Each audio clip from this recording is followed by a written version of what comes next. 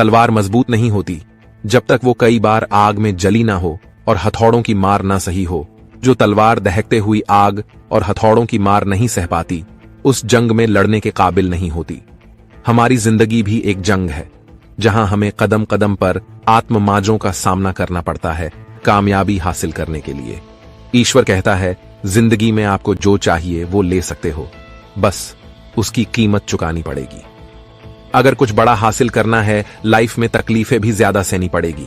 अगर छोटी मोटी तकलीफ है तुम्हारी लाइफ में, तो याद रखना कुछ खास नहीं उखाड़ने वाले हो तुम।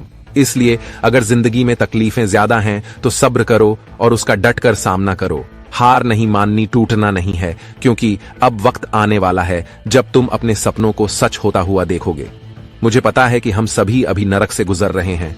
मुझे पता है कि ऐसी सिचुएशन है कि संभालना बहुत मुश्किल है, लेकिन यह हमेशा मुश्किल होगा जब तक तुम इन सभी मुश्किलों का सामना करने के लिए खड़े होने का साहस नहीं जुटा पाओगे।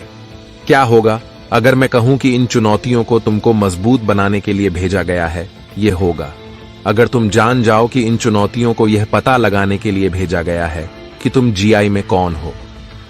या तब तुम इन चुनौतियों का अलग तरह से सामना करोगे, यह जानते हुए कि वह तुमको मजबूत बनाएंगे, या तुम इन चुनौतियों का अलग तरह से सामना करोगे अगर तुम जानते हो ये सभी तुम्हारे सक्सेस होने के प्लान का हिस्सा है। बिना स्ट्रगल के आगे नहीं बढ़ सकते।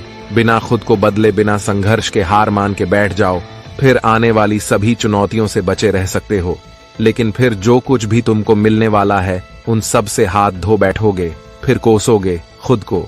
इसलिए ये जान लो, ये सारे चुनौतियों को एक कारण और एक सबक के लिए भेजा गया है, जो तुमको मजबूत बनाने के लिए भी हो सकता है।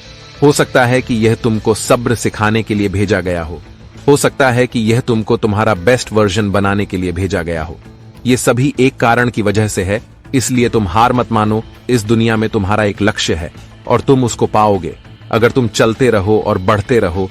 चुनौतियों और तकलीफों से भागो मत, बल्कि उनके पास बैठो और उनका सामना करो, क्योंकि यह सभी तकलीफ में उनको मजबूत और बेहतर बनाने के लिए भेजी गई हैं।